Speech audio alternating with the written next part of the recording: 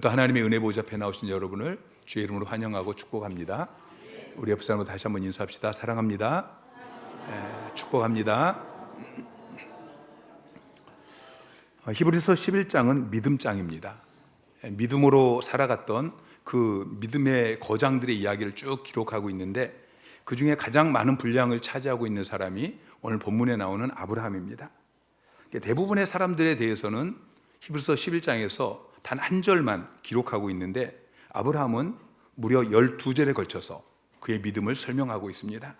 그만큼 믿음에 대해서는 아브라함이 중요하다는 이야기죠. 성경에 보면은 인류의 조상이 세 분이 나옵니다. 첫 번째는 아담이고요. 두 번째는 지난주에 우리가 살펴본 노아입니다. 하나님께서 홍수로 세상을 심판하시고 온 인류가 다 죽고 이제 노아를 통해서 새로운 시대가 시작이 되어집니다. 세 번째는 아브라함입니다. 아브라함은 믿음의 조상입니다. 그래서 아브라함 하면은 가장 먼저 떠오르는 연관 단어가 믿음이라는 단어이죠.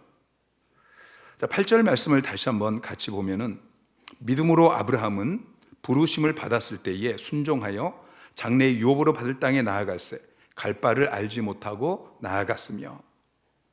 오늘 하나님께서 아브라함을 부르셨습니다. 아브라함이 갈대아 우르에서 고향 친척 아버지의 집에서 나름대로 잘 살고 있었습니다. 그런데 왜 하나님께서 갑자기 아브라함을 부르셨을까요? 하나님께서 저와 여러분도 그렇게 불러내셨습니다. 왜 우리를 불러내셨죠? 하나님의 부르심의 목적은 우리의 자유를 빼앗고 우리를 불행하게 하려는 것이 아닙니다. 하나님의 부르심의 목적은 축복입니다. 하나님께서는 아브라함에게 복을 주시려고 아브라함을 부르셨습니다. 창세기 12장 1절부터 3절까지 말씀 같이 읽겠습니다. 여호와께서 아브라함에게 이르시되 너는 너의 고향과 친척과 아버지의 집을 떠나 내가 내게 보여줄 땅으로 가라. 내가 너로 큰 민족을 이루고 내게 복을 주어 내 이름을 창대하게 하리니 너는 복이 될지라.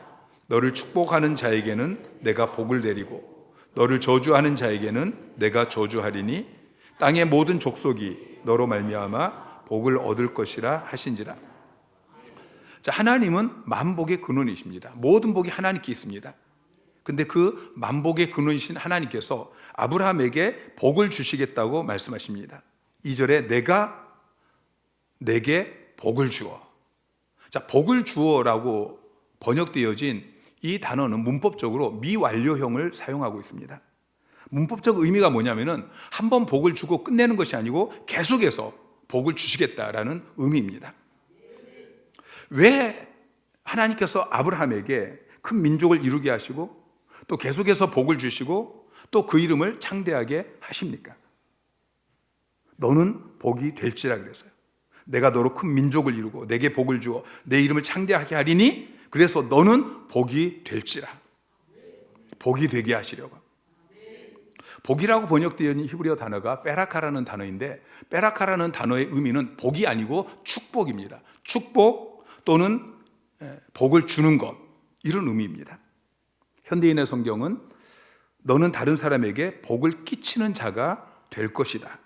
복을 끼치는 이라고 번역을 하고 있습니다.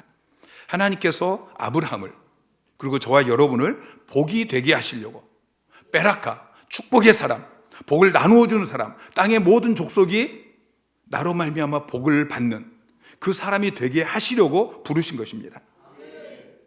서울에 가면은 만복림이라는 식당이 있습니다. 만복림, 만복이 임하는 곳이다 라는 그런 의미를 가지고 있습니다.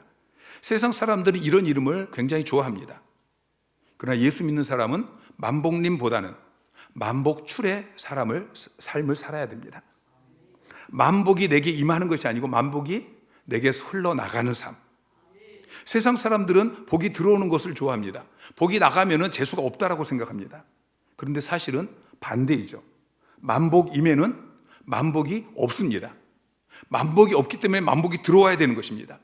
그러나 만복출에는 만복이 있습니다. 만복이 있으니까 만복이 나갈 수 있는 것이죠. 여러분, 만복임이 좋습니까? 만복출이 좋습니까? 하나님께서 아브라함에게 주신 복은 만복임이 아니고 만복출입니다. 여러분 모두가 만복출, 베라카, 축복의 사람이 되시기를 주님의 이름으로 축원합니다.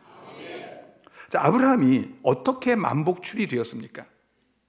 부르심을 받았을 때에 믿음으로 순종했습니다.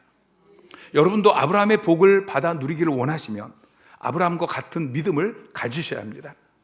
갈라디아서 3장 9절 말씀 시작. 그러므로 믿음으로 말미암은 자는 믿음이 있는 아브라함과 함께 복을 받느니라.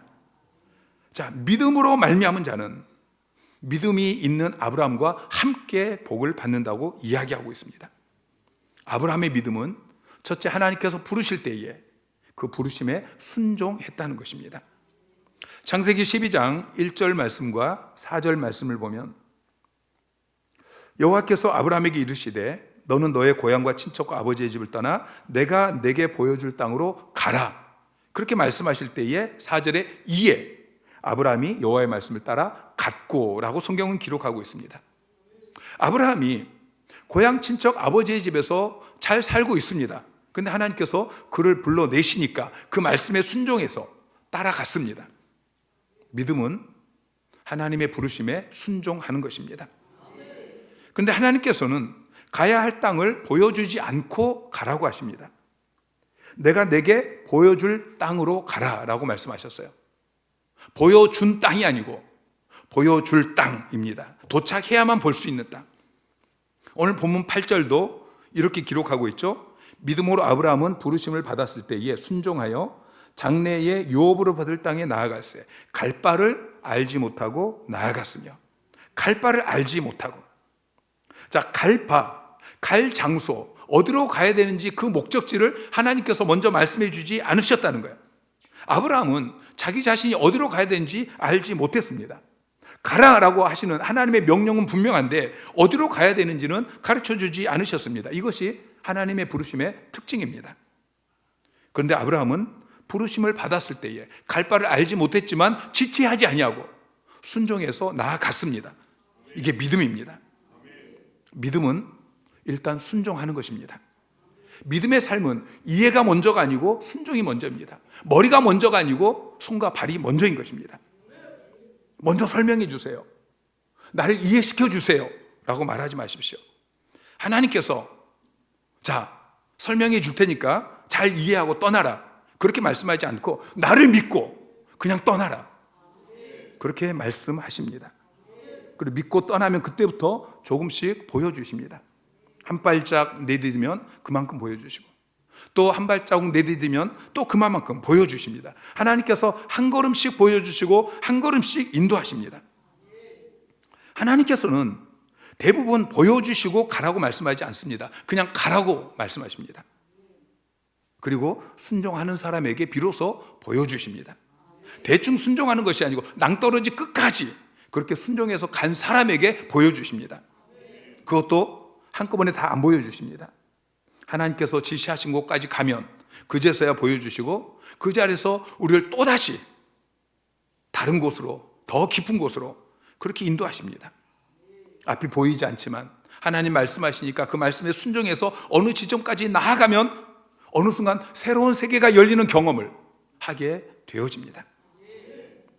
지금도 하나님께서 여러분에게 보여주실 땅, 인도하실 땅, 가라고 말씀하시는 땅이 분명히 있습니다. 그런데 우리가 먼저 보여달라고 그냥 앉아만 있으면 절대 보여주지 않으십니다. 먼저 순종해야 합니다.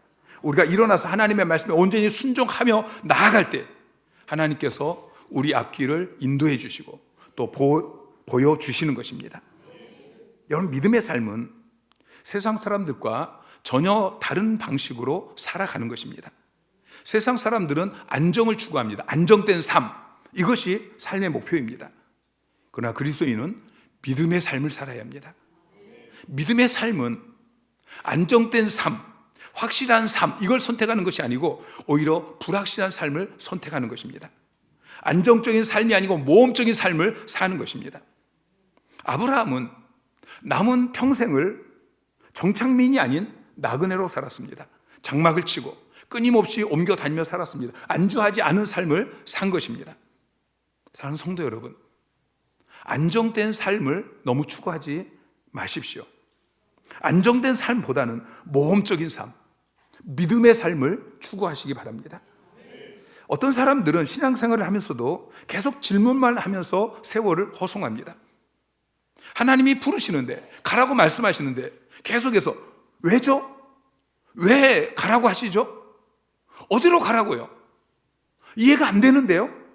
여러분, 이런 사람은 똑똑한 사람일지는 모르지만 믿음의 사람은 아닌 것입니다. 또 어떤 사람은 어떤 일을 시작할 때 반드시 확인을 합니다. 그리고 아무것도 보장되어 있지 않으면 움직이지 않습니다. 그러나 믿음으로 사는 것은 삶의 방식을 바꾸는 것입니다. 세상 사람들과 전혀 다른 삶의 방식을 선택하는 것입니다. 하나님이 말씀하시면 설명서 없이, 지도 없이, 안전장치 없이, 어떤 보장도 없이 그냥 출발하는 것입니다. 아브라함은 갈대아 우르라는 도시에 살았습니다. 갈대아 우르는 그 당시에 가장 문명이 발달한 도시였습니다. 도시의 삶은 안정적입니다. 그래서 도시는 흡입력이 있습니다. 사람들은 도시로 몰려듭니다. 도시에 온 사람들은 결코 떠나지 않습니다. 그래서 도시로 간 아들은 돌아오지 않는다라는 말도 있습니다. 그런데 아브라함은 도시의 삶에서 떠납니다. 안정된 삶을 살고 있었습니다. 모든 것이 보장되어 있었습니다. 그런데 아무 보장이 없는 낯선 곳으로 간 것이죠. 예수님께서 제자들을 부르실 때도 마찬가지였습니다. 아무것도 보여지지 않았습니다. 아무것도 보장하지 않으셨습니다. 그냥 모든 것을 버려두고 나를 따르라 말씀하셨습니다. 주님께서 승천하실 때 제자들에게 마지막 하신 말씀도 그냥 가라 하는 말씀뿐이었습니다. 아무것도 보장하지 않으셨습니다. 근데 한 가지 약속을 하셨습니다. 내가 세상 끝날까지 너희와 항상 함께 있으리라. 사랑하는 성도 여러분, 하나님이 부르실 때 순종하십시오. 고향 친척 아버지의 집을 떠나라고 말씀하시면 떠나십시오. 내가 내게 보여줄 땅으로 가라 말씀하시면 가십시오. 내 눈에 보이는 것이 없을지라도 나와 함께 하시는 그 하나님을 믿고 신뢰하며 절대 순종하는, 절대 믿음의 사람이 되시기를 주님의 이름으로 축원합니다.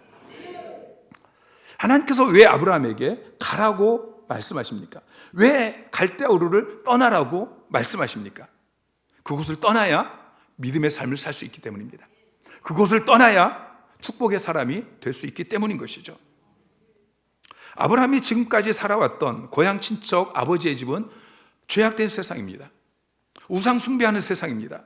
하나님을 거역하는 세상입니다. 그곳에 있으면 믿음 생활을 하면서 하나님이 주시는 복을 받아 누릴 수가 없는 것입니다. 그래서 그곳을 떠나라고, 하나님께서 복 주실 그 땅으로 가라고 말씀하시는 것이죠. 여러분, 믿음의 삶은 내가 지금까지 살고 있던 이 세속적인 삶에서 떠나는 것이 시작입니다. 믿음의 삶의 시작은 떠나는 것이라는 것을 기억하세요. 이 세상에 가치를 두고 살았던 삶, 이 세상에 쾌락을 추구하고 살았던 삶, 무엇보다도 하나님 없이 내 속에는 옳은 대로 그렇게 살았던 그 삶을 떠나는 것입니다. 구원은 분리를 요구합니다. 세상으로부터 실제적인 분리가 믿음의 시작인 것입니다. 로마서 12장 2절 말씀 시작. 너희는 이 세대를 본받지 말고 오직 마음을 새롭게 함으로 변화를 받아 하나님의 선하시고 기뻐하시고 온전하신 뜻이 무엇인지 분별하도록 하라. 이 세대를 본받지 말라고 말씀하고 있어요. 여러분, 이 세대를 본받지 마십시오. 이 세대를 떠나십시오. 주님은 저와 여러분에게 떠나라고 말씀하십니다.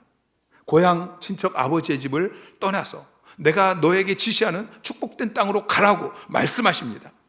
여러분, 예수 믿고 지금까지 얼마나 많이 떠나셨습니까? 여러분, 예수 믿고 지금까지 얼마나 분리되어졌고 얼마나 변화되셨습니까? 암병원에 근무하는 어떤 의사가 안타까운 마음으로 이런 글을 썼습니다.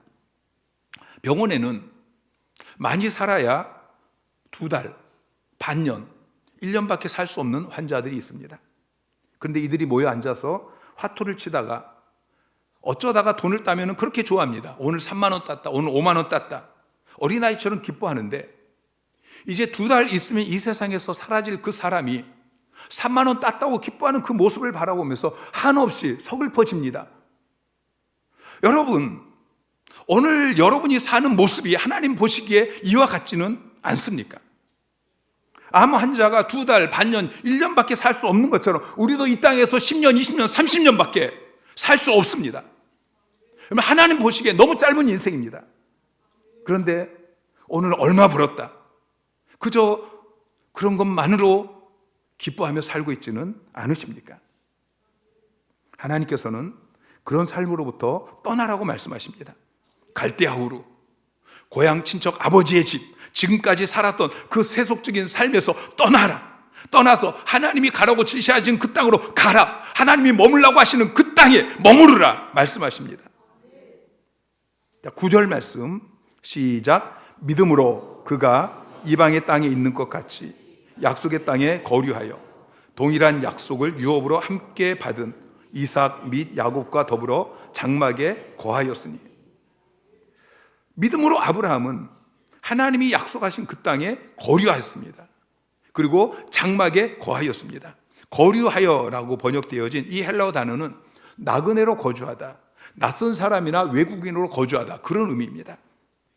아브라함은 하나님이 약속하신 그 가나안 땅에 들어갔습니다. 그러나 그 땅에 정착하지 않았습니다. 그 땅에서 나그네로, 낯선 사람으로, 외국인처럼 그렇게 살았습니다. 그리고 장막에 거했습니다. 쉽게 말해서 텐트 치고 산 것입니다. 우리도 아브라함과 비슷합니다. 하나님은 저와 여러분을 갈대아 우르와 같은 이 죄악된 세상에서 이끌어내셨습니다. 그리고 16절에 보면은 저와 여러분을 위해서 한 성을 예비하셨다고 말씀하고 있습니다. 저천성, 신부가 신랑을 위해 단장한 것 같은 그 아름다운 하나님 나라, 저 천국을 예비해 놓고 기다리고 계십니다. 우리는 이 세상을 출발해서 저 천성을 향해서 나아가는 나그네입니다. 우리는 아직 저 천성에 도달하지 않았습니다. 아브라함처럼 우리는 이 거친 나그네 인생길을 통과하고 있습니다. 과정, 도중에 있다는 것을 기억하십시오. 그러므로 우리도 아브라함처럼 나그네의 삶을 살아야 하는 것입니다.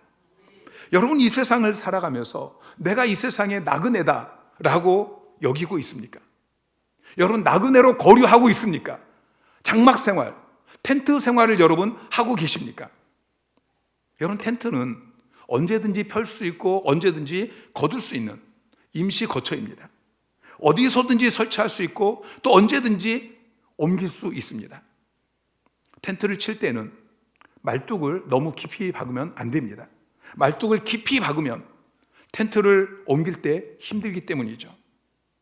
사랑하는 성도 여러분, 이 땅의 말뚝을 너무 깊이 박지 마시기 바랍니다. 이 세상에 너무 많은 것들을 투자하지 마십시오. 마태복음 16장 19절에 이렇게 말씀하고 있습니다. 너희를 위하여 보물을 땅에 쌓아두지 말라. 여러분, 이 땅에 보물을 너무 많이 쌓아두면 이 땅을 떠날 때에 힘듭니다. 20절에 오직 너희를 위하여 보물을 하늘에 쌓아두라. 여러분의 보물을 하늘에 쌓아두어야 우리가 언제든지 저 천성만 바라보면서 저 천성을 향해서 달려갈 수가 있는 것입니다. 회계감사원이 어떤 사람의 재산 목록을 보면은 그 사람이 물질에 대해서 어떤 믿음을 가지고 있는지 알 수 있다고 합니다. 재산을 조사했더니 땅을 많이 가지고 있어요. 그러면 이 사람은 땅을 믿는 사람입니다. 땅에 투자하면 돈이 된다, 그렇게 믿는 사람이에요. 어떤 사람은 땅을 믿습니다. 어떤 사람은 주식을 믿습니다. 어떤 사람은 자식 양육하는 것, 이것을 믿습니다.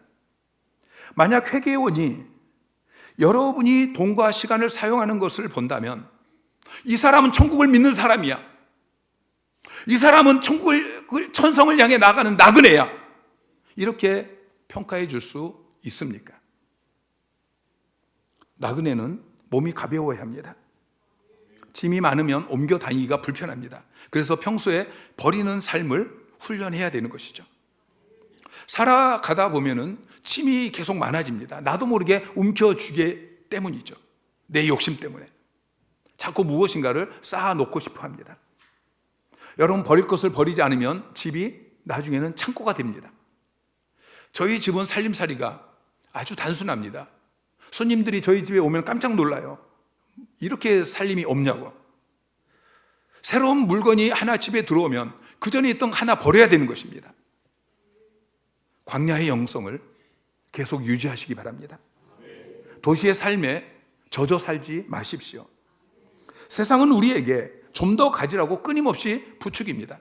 그래서 현대인들은 좀 더 병에 걸려 있습니다. 소비 중독에 빠져 있습니다. 물건교라는 새로운 종교가 생겨났습니다. 물건교는 끊임없이 사람들에게 물건을 구입하게 만듭니다. 더 가져야 행복하다라고 계속해서 주문을 외우고 있습니다. 그래서 쌓아놔요. 신발장을 열면 구두가 몇 켤레인지 몰라요.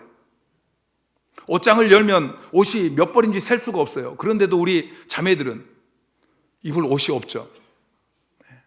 오늘 또 교회 갈 때 뭔가 입고 나와야 되는데 입을 옷이 없어서 여러분 할 수 없이 그 옷 입고 오신 거 아니에요? 여러분 기억하세요. 우리가 나그네 인생길을 살아도 그때그때 필요한 것을 하나님께서 다 공급해 주십니다. 우리 하나님의 부르심에 순종하고 믿음의 순례를 시작하는 그 순간부터 하나님께서는 우리 인생의 모든 것들을 다 책임져 주시고 공급해 주십니다. 하나님은 여호와 이레, 준비하시는 하나님이십니다. 창세기 22장 14절 말씀 시작. 아브라함이 그 땅 이름을 여호와 이레라 하였으므로 오늘날까지 사람들이 이르기를 여호와의 산에서 준비되리라 하더라. 여호와 이레. 아브라함이 하나님 말씀에 순종해서 독자 이삭을 번제로 드리기 위해서 모리아산에 올라갔는데 하나님께서 이미 그 산에 번제로 쓸 어린 양을 준비해 놓으셨습니다. 그 어린 양을 발견하고 아브라함이 고백합니다. 여호와 이레, 준비하시는 하나님. 하나님은 자기가 받으셔야 될 그 번제 어린 양까지도 친히 준비하시는 분이십니다. 그러니 여러분의 삶에 하나님께서 자기가 필요한 것도 자기가 준비하시는데, 우리가 준비해서 하나님께 드려야 될 것도 자신이 준비하시는데, 우리에게 필요한 그 모든 것을 날마다 준비하시고 공급하실 것을 믿으시기를 주님의 이름으로 축원합니다. 이스라엘 백성들이 출애굽하고 40년 광야길을 걸어갑니다. 가나안 땅 들어가기까지 40년을 광야 생활을 하는데, 나그네 길을 걸어가는데 하나님께서 날마다 만나와 메추라기로 그들을 먹이셨습니다. 여러분, 하나님을 신뢰하세요. 나그네 인생길을 걸어가면서 염려하지 마십시오. 마태복음 6장 31절에 그러므로 염려하여 이르기를 무엇을 먹을까, 무엇을 마실까, 무엇을 입을까 하지 말라. 여러분, 먹는 것, 입는 것 이런 거 염려하지 마십시오. 32절에 너희 하늘 아버지께서 이 모든 것이 너희에게 있어야 할 줄을 아시느니라. 그리고 33절에 그리하면 이 모든 것을 너희에게 더하시리라. 아멘. 말씀을 믿고 두려움 없이 나그네 인생길, 순례자의 삶을 사시는 여러분 되시기를 주님의 이름으로 축원합니다. 도시는 쌓아 올리는 곳입니다. 계속해서 도시는 쌓고 또 쌓습니다. 사람들은 계속해서 무엇인가를 쌓고 그것을 지키기 위해서 울타리를 칩니다. 노아 시대에는 사람들이 바벨탑을 쌓았습니다. 하늘에 닿는 바벨탑을 쌓았는데 하나님께서 그것을 보시고서 악이라고 말씀하셨습니다. 악하다. 그리고 바벨탑을 허무셨습니다. 사랑하는 성도 여러분, 이 땅에 바벨탑을 쌓지 마십시오. 지난주에 말씀을 드렸던 것처럼 노아의 방주, 구원의 방주를 지으시기 바랍니다. 10절 말씀, 이는 그가 하나님이 계획하시고 지으실 터가 있는 성을 바랐습니다. 아브라함은 그 시선을 아래에 두지 않았습니다. 땅에 두지 않았습니다. 위에 두었습니다. 저천석, 돌아갈 본향을 바라보았습니다. 여러분, 우리는 나그네입니다. 그런데 목적지가 있습니다. 우리는 저천성을 향해 나아가는 순례자입니다. 순례자나 노숙자나 비슷합니다. 순례자나 노숙자 모두 다 집을 떠난 사람들입니다. 그런데 노숙자는 집을 떠나긴 했지만 한 곳에 머물러 있습니다. 목적지가 없기 때문입니다. 방랑자도 마찬가지입니다. 방랑자는 계속 길 위에 머물러 있는 사람입니다. 그러다가 죽으면 객사했다라고 이야기하죠. 불행하게도 순례자로 떠났다가 방랑자가 되고 노숙자가 되는, 목적지를 놓치고 방랑자가 되고 노숙자가 되는 사람들이 많이 있습니다. 순례자는 노숙자와 다릅니다. 순례자는 목적지가 분명합니다. 아브라함은 분명한 목적지를 바라보았습니다. 순례자는 항상 목적지를 바라보아야 합니다. 그 목적지는 하나님이 계획하시고 지으실 터가 있는 성입니다. 인간이 만든 세속 도시가 아니고 하나님이 만드신 거룩한 도성입니다. 순례자는 도달해야 될 그 목적지를 한시도 놓치지 않아야 합니다. 살아갈수록 목적지가 더 선명하게 보여야 됩니다. 육신의 시력은 점점 어두워지지만 믿음의 시력은 점점 더 밝아져야 하는 것입니다. 맥스 루케이도의 책에 보면은 이런 이야기가 있습니다. 한 아이가 바닷가에 모래성을 쌓고 있습니다. 장난감 삽으로 모래를 퍼서 양동이에 담아가지고 그것을 옮겨서 성을 만듭니다. 멋진 성을 만듭니다. 성벽도 쌓고 또 그 안에 연못도 만들고 또 한 남자가 사무실에 앉아 있습니다. 그는 책상 위에 놓여 있는 그 서류들을 처리합니다. 전화를 하고 계약이 체결되고 수익이 생깁니다. 사는 동안 계속해서 그 일을 할 것입니다. 계획을 세우고 미래를 예측하고 배당금을 받고 수익을 얻고 그렇게 해서 그만의 성이 세워질 것입니다. 여러분, 이 두 사람의, 이 소년과 이 남자의 공통점과 차이점이 무엇입니까? 공통점은 둘 다 자기 성을 쌓는 건축자라는 것입니다. 보이지 않는 알갱이로 화려한 무엇인가를 만들어냈다는 점, 부지런하고 의지가 결혼했다는 점, 두 사람 모두에게 조수가 밀려오고 끝이 올 것이라는 점에서는 똑같습니다. 그런데 다른 점이 있습니다. 이 남자는 마지막 때를 무시합니다. 그러나 이 소녀는 그 마지막 때를 보고 있습니다. 황혼이 밀려오고 파도가 밀려올 때 이 소녀는 당황하지 않습니다. 놀라지 않습니다. 하루 종일 바닷가에 머무르면서 나에게 곧 마지막이 있을 것이다라는 것을 알기 때문입니다. 이 소녀는 파도의 비밀을 압니다.